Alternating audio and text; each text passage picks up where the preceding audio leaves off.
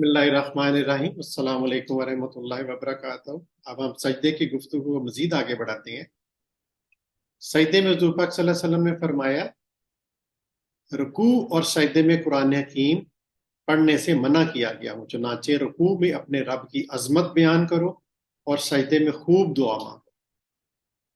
سیدنا حذیفہ سے روایت ہے کہ حضور پاک صلی اللہ علیہ وسلم سجدے میں یہ دعا پڑھتے تھے، سبحان ربی الاعلی، سبحان ربی الاعلی و بحمدہ۔ حضرت عائشہ بی بی سے روایت ہے کہ حضور پاک صلی اللہ علیہ وسلم رکوع اور سجدے میں کثرت سے یہ دعا پڑھتے تھے، سبحانک اللہم ربنا و بحمدک اللہم اغفر لی۔ اسی طرح اور بھی دعائیں مسنون دعائیں ہیں۔ حضور ابو ہریرہ ہی روایت کرتے ہیں، اللہم اغفر لی ذنبی کلہ دکہ و جلہ و اولہ و آخرہ۔